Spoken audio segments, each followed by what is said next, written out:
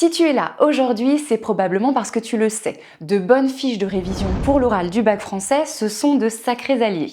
J'ai tendance à parler de la règle des 3 S. Une fiche permet d'abord de structurer un cours que parfois tu as pris en notes et qui n'est pas toujours très bien organisé. Cette fiche te permet également de synthétiser les informations, autrement dit de ne garder que l'essentiel. Et enfin, elle t'aide à te souvenir. Oui, mais voilà, faire une fiche n'est pas toujours aussi simple que cela. Quelles sont les informations qu'il faut absolument faire figurer dans ce document? Comment l'organiser, le structurer? Ne t'inquiète pas, c'est exactement ce que nous allons voir tout de suite à travers cette nouvelle vidéo de coaching.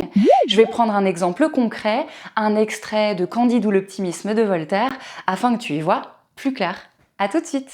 Dans cette vidéo, découvre ma méthode CAP et les règles d'or pour des fiches efficaces, mes conseils pour bien structurer tes notes et mes astuces pour faire le tri, ne garder que l'essentiel. Une info capitale avant de commencer. Une fiche est avant tout personnelle, n'hésite pas à l'adapter à tes besoins, à tes difficultés, à ton style. Le plus important, créer un petit document qui te donne envie. Débutons ce petit coaching avec ma méthode CAP qui est d'après moi capitale. C'est comme code couleur. Attribue une couleur à chaque type d'information qui revient d'une fiche à l'autre, comme la problématique ou les titres de tes grands axes. Ce code permet de repérer chaque élément très rapidement. A comme aéré. Insère des espaces pour faciliter la lecture et la mémorisation. P comme prise de notes. Évite de rédiger de longues phrases dans ta fiche. Pourquoi? Parce que cela te pousse à apprendre le contenu par cœur. Je vois trop souvent des fiches avec l'introduction et la conclusion entièrement rédigées. Je te recommande plutôt les listes à puces,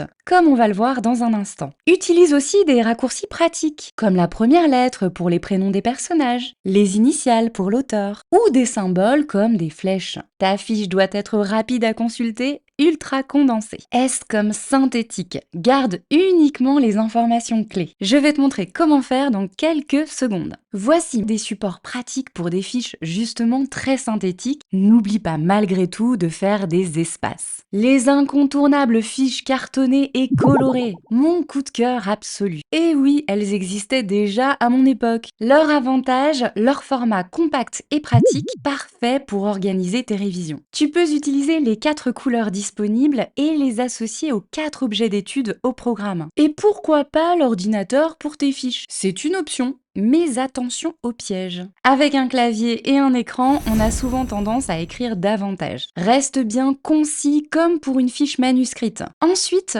pense à imprimer tes feuilles. Réviser sur papier est bien plus efficace. Le cerveau retient mieux les informations qui associent le visuel et le tactile. Le papier réduit les distractions et il te permet d'annoter, de surligner, etc. Maintenant, voyons comment ordonner tout cela. Bon, transformer un cours en fiche ultra organisée n'est pas si simple, je te l'accorde. Mon astuce mémorisation adopte toujours la même structure. La fiche est comme une sorte de squelette solide. Fait simple, suis le déroulement de l'oral. Ta fiche devient alors une sorte de mode d'emploi. Mes exemples de rubriques: auteur, œuvre, extrait, problématique, tout cela appartient à l'introduction, les mouvements, autrement dit le développement, et la conclusion. Si tu veux, tu peux ajouter aussi le mot lecture pour indiquer le moment précis où, lors de ton oral, tu devras lire ton extrait de texte. Comme tu peux le voir, j'ai choisi la même couleur bleutée pour les premières étapes de l'introduction, un bleu plus soutenu pour la problématique, une couleur vive rouge-orangé pour les titres des mouvements et du gris plus doux pour la conclusion. C'est un exemple évidemment. Allez, zoom sur l'intro. Je te conseille une petite liste dans cet esprit-là pour l'auteur. Siècle, type d'auteur, dramaturge, poète, essayiste, romancier, fabuliste, etc.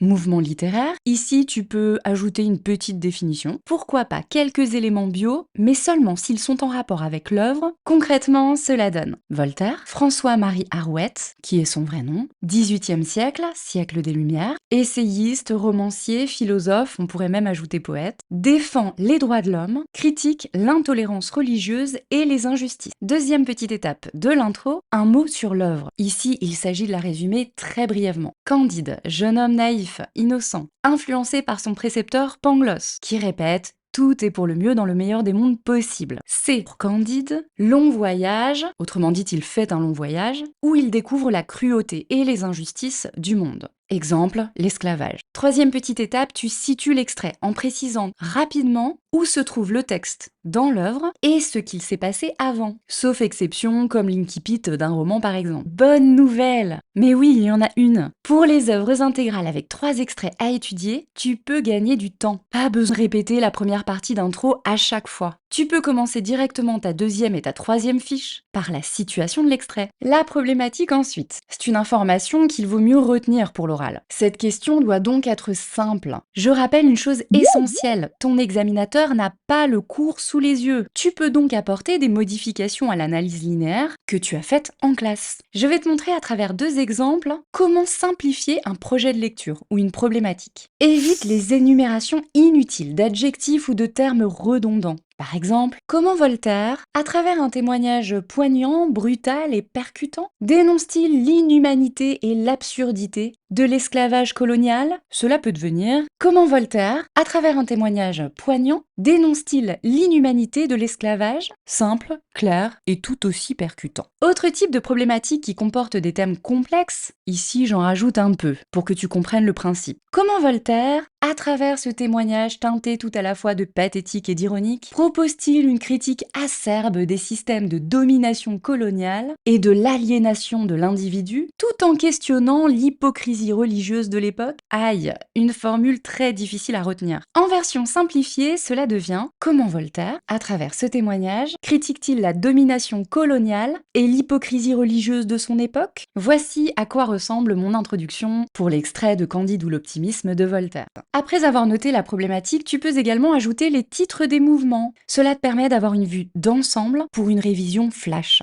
En ce qui concerne le développement, je te propose cette structure assez efficace pour ta fiche. Note d'abord le titre de ton mouvement. Ajoute en dessous une idée directrice. Organise ensuite chaque point avec cette architecture très claire. Procédé, citation, numéro de ligne, interprétation. La symétrie sera ton meilleur allié. Adopte cette structure et reste-y fidèle. Dans le cas contraire, tu risques de ne pas visualiser les infos essentielles. Pour une fiche synthétique, je te recommande de sélectionner 5 à 6 procédés par mouvement. Si tu n'as que 2 axes, tu peux en ajouter quelques-uns, évidemment. Mais comment bien choisir? C'est souvent ce qui pose problème aux élèves. Voici mes 3 astuces pour faire le tri. Diversifie les procédés. Évite effectivement de répéter plusieurs fois le même type de procédé, comme les énumérations ou les champs lexicaux, par exemple. Si tu notes une de ces techniques littéraires sur ta fiche, privilégie les autres procédés pour enrichir ton analyse. Deuxième idée, priorise les procédés moins évidents. Rappelle-toi que tu auras 30 minutes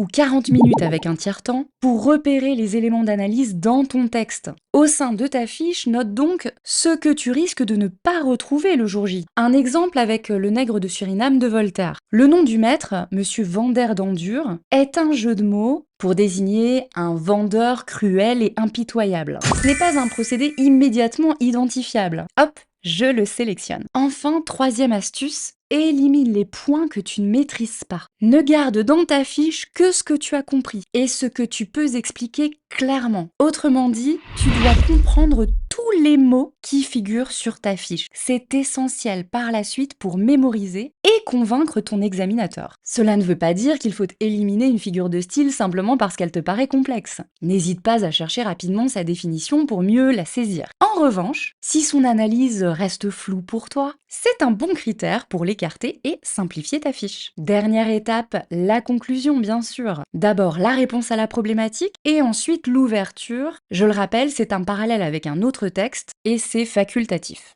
Un exemple, tu peux avoir 2 sous-rubriques, le texte que tu as sélectionné et la raison qui permet de justifier ton choix. J'espère sincèrement que ces conseils t'aideront à faire une fiche super synthétique, super pratique pour les révisions à l'oral du bac français.